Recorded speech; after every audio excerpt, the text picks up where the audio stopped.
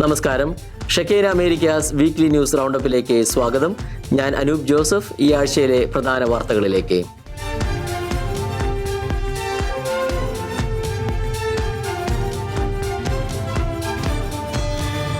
നൈജീരിയയിലെ Christian വിഭാഗങ്ങൾക്ക് നേരെ നടക്കുന്ന അതിക്രമങ്ങൾക്ക് മറുപടി നൽകി American president Donald Trump. Christmas ദിനത്തിൽ ഭീകര സംഘടനയായ ഐസിസിനെതിരെ അമേരിക്കൻ ആഫ്രിക്കൻ കമാൻഡ് അതിശക്തമായ വ്യോമാക്രമണം നടത്തി. ആക്രമണത്തിൽ നിരവധി ഭീകരർ കൊല്ലപ്പെട്ടതായി US പ്രതിരോധ വകുപ്പ് സ്ഥിരീകരിച്ചു. നൈജീരിയയിലെ ക്രിസ്ത്യൻ വിഭാഗങ്ങൾക്ക് നേരെ നടക്കുന്ന അതിക്രമങ്ങൾക്ക് മറുപടിയായി ഭീകര സംഘടനയായ ഐസിസിനെതിരെ അതിശക്തമായ വ്യോമാക്രമണം നടത്തി അമേരിക്ക. ക്രിസ്തുമസ് ദിനമായ ഡിസംബർ 25-നാണ് നൈജീരിയയുടെ വടക്കു പടിഞ്ഞാറൻ മേഖലയിലെ ഭീകര കേന്ദ്രങ്ങൾ ലക്ഷ്യമിട്ട് അമേരിക്കൻ സൈന്യം ആക്രമണം നടത്തിയത്. US പ്രസിഡന്റ് ഡൊണാൾഡ് ട്രംപിന്റെ നേരിട്ടുള്ള ഉത്തരവിനെ തുടർന്നാണ് ഡെഡ്ലി സ്ട്രൈക്ക് എന്ന് അദ്ദേഹം വിശേഷിപ്പിച്ച ഈ നീക്കമുണ്ടായത്. നൈജീരിയയിൽ ക്രിസ്ത്യാനികൾ ക്രൂരമായി കൊല ചെയ്യപ്പെടുന്നത് തടയാൻ നൈജീരിയൻ സർക്കാർ പരാജയപ്പെട്ടുവെന്നും ഭീകരർക്ക് ഇതിന് കനത്ത വില നൽകേണ്ടി വരുമെന്നും നേരത്തെ ട്രംപ് മുന്നറിയിപ്പ് നൽകിയിരുന്നു. നൈജീരിയൻ സർക്കാരിന്റെ സഹകരണത്തോടെയും അനുമതിയോടെയുമാണ് അമേരിക്കൻ ആഫ്രിക്ക കമാൻഡ് ഈ ആക്രമണം നടത്തിയത്. ആക്രമണത്തിൽ നിരവധി ICC ഭീകരർ കൊല്ലപ്പെട്ടതായി US പ്രതിരോധ വകുപ്പ് സ്ഥിരീകരിച്ചു. മേഖലയിൽ സമാധാനം ഉറപ്പാക്കാൻ ആവശ്യമെങ്കിൽ കൂടുതൽ സൈനിക നടപടികൾ ഉണ്ടാകുമെന്ന് US പ്രതിരോധ സെക്രട്ടറി പീറ്റ് ഹെഗ്സെത്തും വ്യക്തമാക്കി. ക്രിസ്ത്യൻ ജനവിഭാഗങ്ങൾക്കെതിരായ വംശഹത്യയുടെ തോതിലുള്ള ആക്രമണങ്ങൾ ആഗോളതലത്തിൽ തന്നെ വലിയ ആശങ്ക സൃഷ്ടിച്ചിരിക്കുന്ന പശ്ചാത്തലത്തിലാണ് അമേരിക്കയുടെ ഈ നിർണായക ഇടപെടൽ. ഇതോടൊപ്പം കഴിഞ്ഞയാഴ്ച സിറിയയിലും ICC കേന്ദ്രങ്ങൾക്ക് നേരെ അമേരിക്കൻ വായുസേന അതിശക്തമായി തിരിച്ചടി നൽകിയിരുന്നു. ഓപ്പറേഷൻ ഹോക്കി സ്ട്രൈക്ക് എന്ന പേരിൽ നടന്ന ആ ദൗത്യം സിറിയയിൽ 2 അമേരിക്കൻ സൈനികർ കൊല്ലപ്പെട്ടതിനുള്ള പ്രതികാരമായിരുന്നു. ആഫ്രിക്കയിലും പശ്ചിമേഷ്യയിലും ഭീകരവാദത്തിനെതിരെ വിട്ടുവീഴ്ചയില്ലാത്ത നിലപാടാണ് ട്രംപ് ഭരണകൂടം സ്വീകരിക്കുന്നത് എന്നതിന്റെ വ്യക്തമായ സൂചനയാണ് ഈ തുടർച്ചയായ വ്യോമാക്രമണങ്ങൾ. ഇസ്ലാമിക ഭീകര പ്രസ്ഥാനങ്ങൾക്കെതിരെ തന്റെ ഭരണകൂടം അതിശക്തമായ നടപടികൾ സ്വീകരിക്കുമെന്ന് ട്രംപ് വ്യക്തമാക്കി. വംശഹത്യയ്ക്ക് സമാനമായ അക്രമങ്ങളാണ് വർഷങ്ങളായി Boko Haram, Fulani, Islamic state പോലുള്ള ഭീകര സംഘടനകൾ ക്രൈസ്തവർക്ക് നേരെ നൈജീരിയയിൽ നടത്തിക്കൊണ്ടിരിക്കുന്നത്.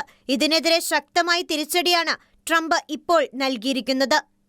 US-ൽ H-1B തൊഴിൽ വിസ നറുക്കെടുപ്പ് സംവിധാനത്തിന് പകരം പുതിയൊരു സമീപനം സ്വീകരിക്കാനൊരുങ്ങി ട്രംപ് ഭരണകൂടം. വിസ അനുവദിക്കുന്നതിൽ ഉയർന്ന വൈദഗ്ധ്യമുള്ളതും ഉയർന്ന ശമ്പളം വാങ്ങുന്നതുമായ വിദേശ തൊഴിലാളികൾക്ക് മുൻഗണന നൽകും. ഇത് എൻട്രി ലെവൽ പ്രൊഫഷനുകൾക്ക് US തൊഴിൽ വിസ നേടുന്നത് കൂടുതൽ ബുദ്ധിമുട്ടുള്ളതാക്കും. ഹോംലാൻഡ് സെക്യൂരിറ്റി ഡിപ്പാർട്ട്മെന്റ് നൽകുന്ന അറിയിപ്പനുസരിച്ച് പുതിയ നിയമം 2026 ഫെബ്രുവരി 27 മുതൽ പ്രാബല്യത്തിൽ വരും. ഇത് 2027 സാമ്പത്തിക വർഷം മുതൽ ഏകദേശം 85,000 H-1B വിസകളുടെ വിതരണത്തെ നിയന്ത്രിക്കുമെന്നാണ് വിവരം. H-1B രജിസ്ട്രേഷനുകളുടെ നിലവിലുള്ള ക്രമരഹിതമായ തെരഞ്ഞെടുപ്പ് US തൊഴിലുടമകൾ ദുരുപയോഗം ചെയ്യുകയായിരുന്നു. അവർ അമേരിക്കൻ തൊഴിലാളികൾക്ക് നൽകുന്നതിനേക്കാൾ കുറഞ്ഞ ശമ്പളത്തിൽ വിദേശ തൊഴിലാളികളെ കൊണ്ടുവരാനാണ് പ്രധാനമായും ശ്രമിച്ചതെന്ന് US citizenship and emigration service വക്താവ് മാത്യു ട്രഗസർ പറഞ്ഞു. ട്രംപ് ഭരണകൂടം സ്വീകരിച്ച മറ്റ് പ്രധാന മാറ്റങ്ങൾക്ക് അനുസൃതമായാണ് പുതിയ നിയമം നടപ്പിലാക്കുന്നത്. തൊഴിലുടമകൾക്ക് യോഗ്യതാ വ്യവസ്ഥ എന്ന നിലയിൽ ഓരോ വിസയ്ക്കും അധികമായി $100,000 നൽകണമെന്ന് ആവശ്യപ്പെടുന്ന പ്രസിഡൻഷ്യൽ പ്രൊക്ലമേഷൻ പോലെയാണിതെന്ന് പുതിയ നിയമത്തെക്കുറിച്ച് ചൊവ്വാഴ്ച പുറത്തിറങ്ങിയ പത്രക്കുറിപ്പിൽ പറയുന്നു. ഫെബ്രുവരി 27, 2026 മുതൽ പുതിയ നിയമം പ്രാബല്യത്തിൽ വരുമെന്നും വരാനിരിക്കുന്ന H-1B ക്യാപ് രജിസ്ട്രേഷൻ സീസണിൽ ഇത് ബാധകമാകുമെന്നും കുറിപ്പിൽ വ്യക്തമാക്കിയിരുന്നു. ഈ വർഷം ആദ്യം H-1B വിസകൾക്ക് പ്രതിവർഷം $100,000 എന്ന ഫീസ് ഏർപ്പെടുത്തിക്കൊണ്ടുള്ള പ്രഖ്യാപനത്തിൽ പ്രസിഡന്റ് ട്രംപ് ഒപ്പുവച്ചിരുന്നു. സമ്പന്നരായ വ്യക്തികൾക്ക് US പൗരത്വത്തിലേക്കുള്ള വഴിയായി $1 ദശലക്ഷം ഫീസ് അടയ്ക്കുന്ന ഗോൾഡ് കാർഡ് വിസയും ട്രംപ് അവതരിപ്പിച്ചു. കാലങ്ങളായി H-1B വിസ നറുക്കെടുപ്പ് സമ്പ്രദായത്തിലൂടെയാണ് അനുവദിച്ചിരുന്നത്. ഈ വർഷം ഏറ്റവും കൂടുതൽ വിസ ലഭിച്ചത് ആമസോണിനാണ്. 10,000-ലധികം വിസകൾക്ക് അനുമതി ലഭിച്ചു. Tata consultancy service, Microsoft, apple, Google എന്നീ കമ്പനികളാണ് മറ്റുള്ളവർ. കാലിഫോർണിയയിലാണ് ഏറ്റവും കൂടുതൽ H-1B തൊഴിലാളികൾ ഉള്ളത്. ക്രിസ്തുവിന്റെ ജനനം ലോകത്തിന്റെ അന്ധകാരത്തിലേക്ക് വെളിച്ചം കൊണ്ടുവരുന്നുവെന്നും മനുഷ്യനെ സ്വാഗതം ചെയ്യുന്നിടത്ത് ദൈവവും സ്വാഗതം ചെയ്യപ്പെടുന്നുവെന്നും ലിയോ 14 മാർപ്പാപ്പ ക്രിസ്മസ് രാത്രിയിലെ ദിവ്യബലിയിൽ സന്ദേശം നൽകുകയായിരുന്നു പാപ്പ. ഒപ്പം ക്രിസ്മസ് ദിനത്തിൽ ലോകത്തിനും നഗരത്തിനുമായും പൂർണ്ണദണ്ഡ വിമോചന ലബ്ധിയുള്ള പാപ്പയുടെ ഊർബി ഒത് ഓർബി ആശീർവാദവും പാപ്പ നൽകി. ഡിസംബർ 24 സെന്റ് പീറ്റേഴ്സ് ബസിലിക്കയിൽ നടന്ന പിറവിത്തിരുന്നാൾ തിരുക്കർമ്മങ്ങൾക്ക് മധ്യേ നടത്തിയ വചന സന്ദേശത്തിൽ നമ്മുടെ അന്ധതയെ പ്രകാശിപ്പിക്കുന്നതിനായി ലോകത്തിന്റെ സൃഷ്ടിയോടെ ആരംഭിച്ച സ്നേഹ പദ്ധതി പ്രകാരം തന്റെ യഥാർത്ഥ പ്രതിച്ഛായയായ ഒരു മനുഷ്യനായി തന്നെ മനുഷ്യനെ വെളിപ്പെടുത്തുവാൻ കർത്താവ് തീരുമാനിച്ചുവെന്ന് പാപ്പ പറഞ്ഞു. തെറ്റിന്റെ രാത്രി ഈ ദൈവിക സത്യത്തെ മറയ്ക്കുന്നിടത്തോളം മറ്റുള്ളവർക്കും കുട്ടികൾക്കും ദരിദ്രർക്കും അപരിചിതർക്കും ഇടമില്ല എന്ന 2012 ഡിസംബർ 24 ക്രിസ്തുമസ് കുർബാനയിൽ പോപ്പ് ബെനഡിക്റ്റ് 16 നടത്തിയ പ്രസംഗം ഉദ്ധരിച്ചുകൊണ്ട് ലയ 14 മാർപ്പാപ്പ പറഞ്ഞു. ഭൂമിയിൽ മനുഷ്യന് ഇടമില്ല എങ്കിൽ ദൈവത്തിനും ഇടമില്ല എന്ന് ബെനഡിക്റ്റ് 16 മാർപ്പാപ്പയുടെ ഈ വാക്കുകൾ കാലോചിതമായ ഓർമ്മപ്പെടുത്തലായി തുടരുന്നുവെന്നും പാപ്പ പറഞ്ഞു. രാത്രി 10 മണിക്ക് തിങ്ങി നിറഞ്ഞ വത്തിക്കാൻ ബസിലിക്കയിൽ പാപ്പ ക്രിസ്തുമസ് ദിവ്യബലി അർപ്പിച്ചു. വത്തിക്കാൻ റിപ്പോർട്ട് പറയുന്നതനുസരിച്ച് ഏകദേശം 6000 പേർ ദിവ്യബലിക്കായി ബസിലിക്കയ്ക്കുള്ളിൽ ഉണ്ടായിരുന്നു. കൂടാതെ സെന്റ് പീറ്റേഴ്സ് സ്ക്വയറിലെ ജംബോ സ്ക്രീനുകൾ വഴി 5000 പേർ മാർപ്പാപ്പയുടെ ദിവ്യബലിയിൽ പങ്കുചേർന്നു. കുർബാനയ്ക്ക് മുൻപ് അപ്രതീക്ഷിതമായി മഴവെള്ളം നിറഞ്ഞ ചതുരത്തിൽ നിന്നവരെ സ്വാഗതം ചെയ്യാനായി സെന്റ് പീറ്റേഴ്സ് ബസിലിക്കയ്ക്ക് പുറത്തേക്ക് ഇറങ്ങി. സെന്റ് പീറ്റേഴ്സ് ബസിലിക്ക വളരെ വലുതാണ്. പക്ഷേ നിർഭാഗ്യവശാൽ നിങ്ങളെ എല്ലാവരെയും സ്വീകരിക്കാൻ അത് പര്യാപ്തമല്ല എന്നും അവരോടായി പാപ്പ പറഞ്ഞു. ശേഷം എല്ലാവരുടെയും സാന്നിധ്യത്തിന് നന്ദി പറയുകയും അവർക്ക് സന്തോഷകരമായ ക്രിസ്തുമസ് ആശംസകൾ നേരുകയും അപ്പസ്തോലിക അനുഗ്രഹം നൽകുകയും ചെയ്തു. സഹസ്രാബ്ദങ്ങളായി ഭൂമിയിലുടനീളം ജനങ്ങൾ ആകാശത്തേക്ക് ഉറ്റുനോക്കിയിട്ടുണ്ട്. എന്നിട്ടും അവർ വഴിതെറ്റി ഇരുട്ടിൽ തന്നെ തുടരുന്നു. എന്നിരുന്നാലും ഈ രാത്രിയിൽ ഇരുട്ടിൽ നടന്ന ജനം വലിയൊരു വെളിച്ചം കണ്ടു. രാത്രിയിൽ ജനിച്ചവൻ നമ്മെ രാത്രിയിൽ നിന്നും മോചിപ്പിക്കുന്നവനാണ്. പ്രപഞ്ചത്തിന്റെ വിദൂര ദൂരങ്ങളിൽ ഇനി പ്രഭാതത്തിന്റെ സൂചന തേടേണ്ടതില്ല. ദൈവം ലോകത്തിനൊരു പുതിയ ജീവിതം നൽകുന്നു. എല്ലാവർക്കും വേണ്ടി സമർപ്പിച്ച സ്വന്തം ജീവിതമെന്ന് പാപ്പ തന്റെ പ്രസംഗത്തിൽ അനുസ്മരിച്ചു. ജനങ്ങളുടെ പ്രതീക്ഷകൾക്ക് മറുപടിയായി അവൻ ഒരു ശിശുവിനെ പ്രത്യാശയുടെ വചനമായി അയക്കുന്നു. ദരിദ്രരുടെ കഷ്ടപ്പാടുകൾക്ക് മുൻപിൽ പ്രതിരോധമില്ലാത്ത ഒരാളെ വീണ്ടും ഉയർത്തെഴുന്നേൽക്കാനുള്ള ശക്തിയായി അവൻ അയക്കുന്നു. അക്രമത്തിനും അടിച്ചമർത്തലിനും മുൻപ് ഈ ലോകത്തിലെ എല്ലാ ശിശുക്കളെയും രക്ഷയാൽ പ്രകാശിപ്പിക്കുന്ന ഒരു സൗമ്യമായ വെളിച്ചം അവൻ ജ്വലിപ്പിക്കുന്നുവെന്നും പാപ്പ പറഞ്ഞു. മനുഷ്യ അഹങ്കാരം നിങ്ങളെ വളരെയധികം ഭാരപ്പെടുത്തിയിരിക്കുന്നു. ദൈവിക വിനയത്തിന് മാത്രമേ നിങ്ങളെ വീണ്ടും ഉയർത്താൻ കഴിയൂ എന്ന് പറഞ്ഞ വിശുദ്ധ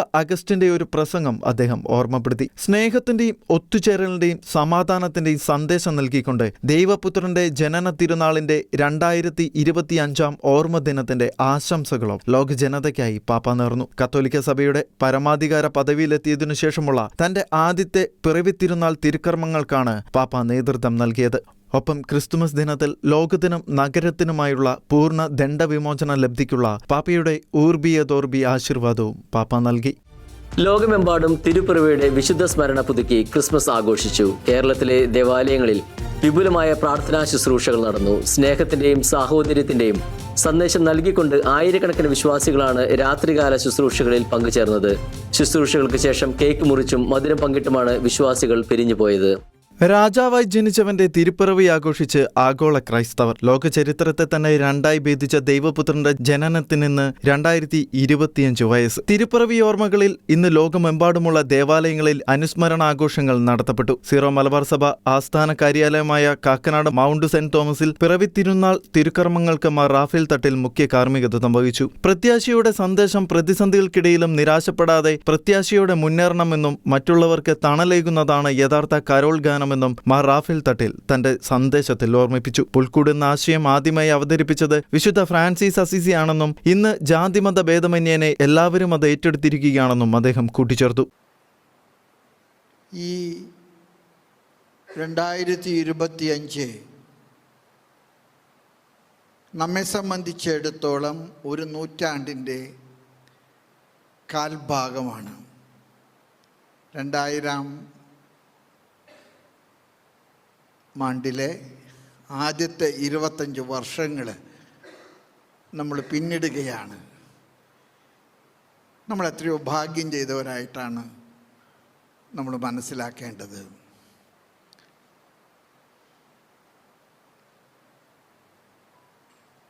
ഫ്രാൻസിസ് മാർപ്പാപ്പ 2025 ജൂബിലി വർഷത്തോടനുബന്ധിച്ച് നമുക്ക് നൽകിയിരിക്കുന്ന മുദ്രാവാക്യം വളരെ അർത്ഥവത്തും മനോഹരവുമാണ്. പിൽഗ്രിംസ് ഓഫ് ഹോപ്പ്, പ്രത്യാശയുടെ തീർത്ഥാടകരെ. ലോകത്തിലെമ്പാടും ധാരാളം പ്രതിസന്ധികളുണ്ട്. വ്യക്തികൾക്ക് പ്രതിസന്ധികളുണ്ട്,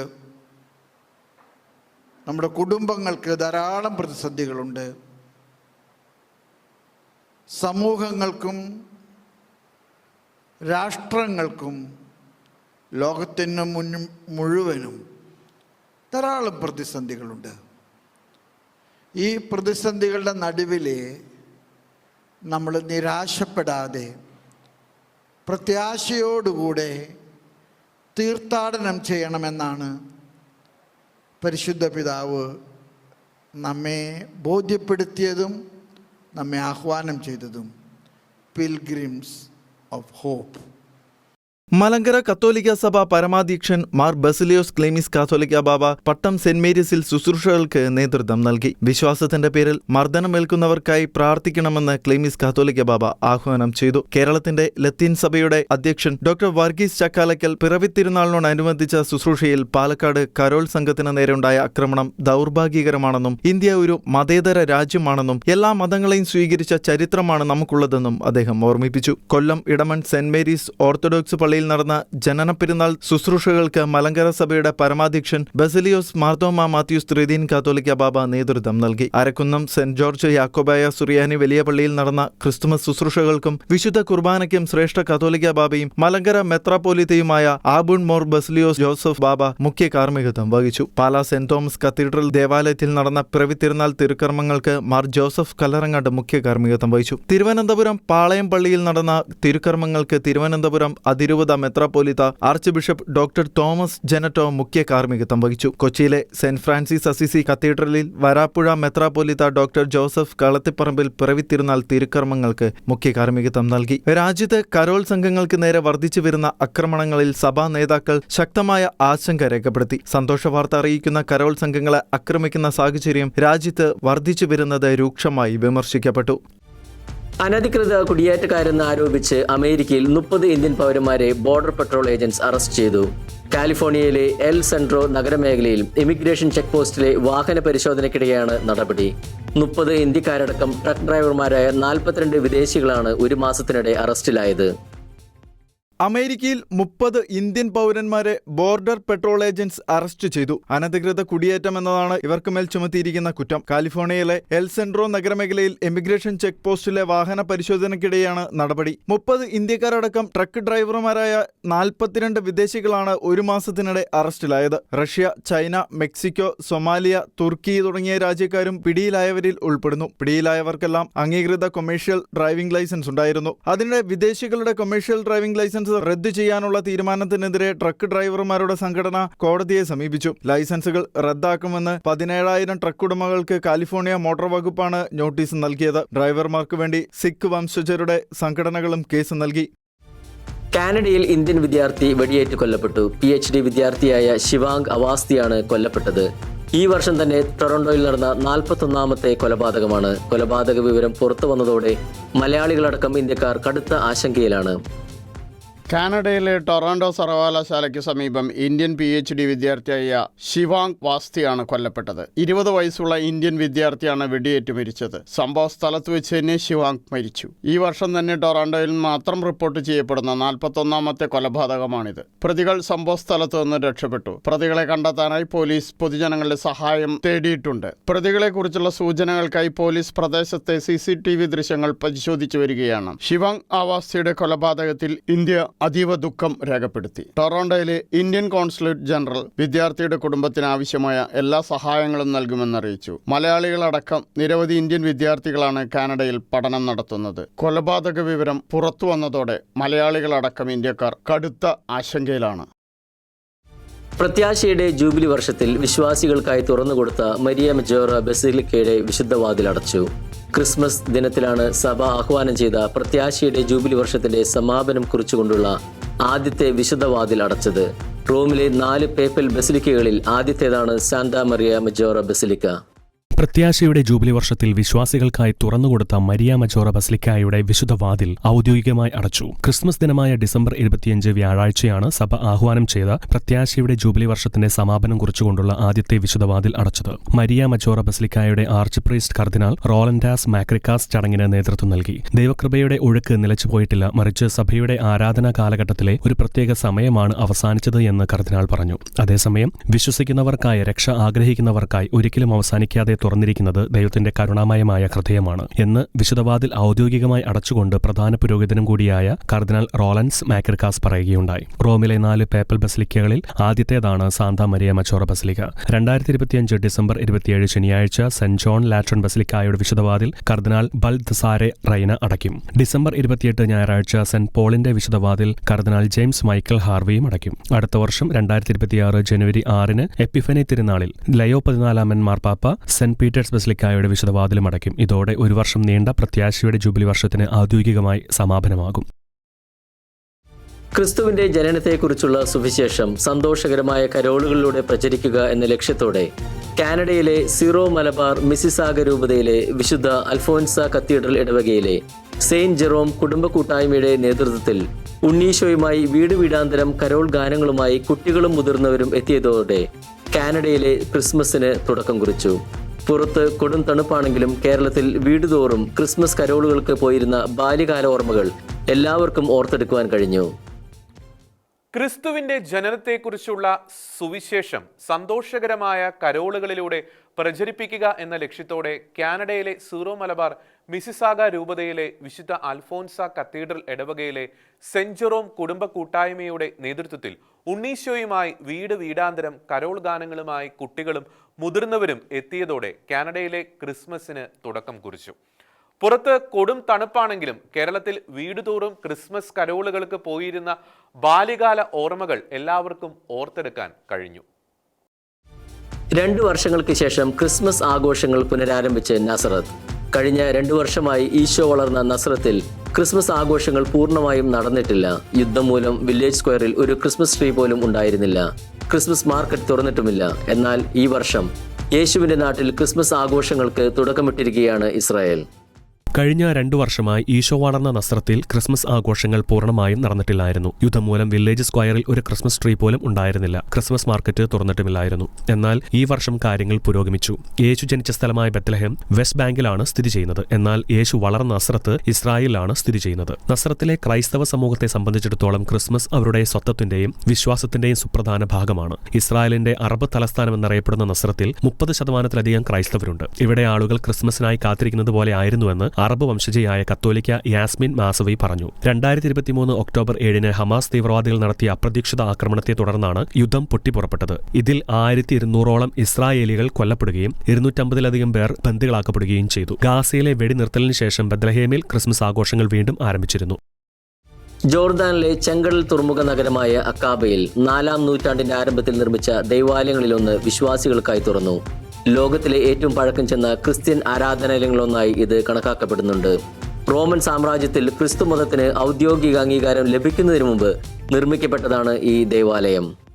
ജോർദാനിലെ ചെങ്കടൽ തുറമുഖമായ അക്കാബയിൽ 4-ാം നൂറ്റാണ്ടിൻ തുടക്കത്തിൽ നിർമ്മിക്കപ്പെട്ട ഒരു ദേവാലയത്തിന്റെ പ്രമുഖ പുരാവസ്തു സ്ഥലമുണ്ട്. ലോകത്തിലെ ഏറ്റവും പഴക്കം ചെന്ന ക്രിസ്ത്യൻ ആരാധനാലയങ്ങളിലൊന്നായി ഇത് കണക്കാക്കപ്പെടുന്നുണ്ട്. റോമൻ സാമ്രാജ്യത്തിൽ ക്രിസ്തുമതത്തിന് ഔദ്യോഗിക അംഗീകാരം ലഭിക്കുന്നതിന് മുൻപ് നിർമ്മിക്കപ്പെട്ടതാണിത്. അമേരിക്കൻ പുരാവസ്തു ഗവേഷകനായ തോമസ് പാർക്കറുടെ നേതൃത്വത്തിലുള്ള ഒരു സംഘം നടത്തിയ ഖനനത്തിനിടെ 1998 കണ്ടെത്തിയ ഈ ഘടന ആദ്യകാല ക്രിസ്തുമതത്തിന്റെ ചരിത്രത്തിലെ ഒരു സുപ്രധാന നാഴികക്കല്ലായി കണക്കാക്കപ്പെടുന്നു. മധ്യഭാഗത്തുള്ള ഒരു നേവ്, വശങ്ങളിൽ ഇടനാഴികളിൽ കിഴക്കോട്ട് അഭിമുഖമായി ആപ്സ് എന്നിവയുമായി ഒരു ബസിലിക്കയായി ഇതിനെ ഗവേഷണ സംഘം വിവരിക്കുന്നുണ്ട്. ഇത് ഈ പ്രദേശത്തെ ക്രൈസ്തവരുടെ സാന്നിധ്യം സൂചിപ്പിക്കുന്നതാണ്. സ്ഥലത്ത് നിന്ന് കണ്ടെത്തിയ വസ്തുക്കളിൽ സംരക്ഷിക്കപ്പെട്ട ചുവരുകൾ, ഗ്ലാസ് വിളക്കുകൾ, മൺപാത്രങ്ങൾ, റോമൻ നാണയങ്ങൾ എന്നിവ ഉൾപ്പെടുന്നുണ്ട്. ഇത് കെട്ടിടത്തിന്റെ കാലാവധി ഏകദേശം AD 293-നും 303-നും ഇടയിലാണെന്ന് നിർണ്ണയിക്കുവാൻ സാധിച്ചു. സമീപത്ത് പുരാവസ്തു ഗവേഷകർ ഒരേ സമൂഹവുമായി ബന്ധപ്പെട്ടിരുന്നുവെന്ന് വിശ്വസിക്കപ്പെടുന്ന ഒരു സെമിത്തേരിയും കണ്ടെത്തി. ചെറിയ ലോഹ കഷ്ണങ്ങൾ വെങ്കലക്കുരിശിന്റെ ഭാഗങ്ങളായി വ്യാഖ്യാനിക്കപ്പെടുന്നുണ്ട്. ഈ സ്ഥലം ഇപ്പോൾ ഔദ്യോഗികമായി പൊതുജനങ്ങൾക്ക് വീണ്ടും തുറന്നുകൊടുത്തു. ഇതോടെ ജോർദാനി അധികാരികൾ ഇതിനെ ഒരു സാംസ്കാരിക നാഴികക്കല്ലായും രാജ്യത്തിന്റെ ദീർഘകാല മത ബഹുസ്വരതയുടെ പ്രതീകമായും അവതരിപ്പിക്കുന്നുണ്ട്. ഷെഖേന അമേരിക്കാസ് വീക്ക്ലി ന്യൂസ് റൗണ്ടപ്പ് ഇവിടെ പൂർണ്ണമാകുന്നു. കൂടുതൽ വാർത്തകളുമായി അടുത്ത വർഷം വീണ്ടും കാണാം.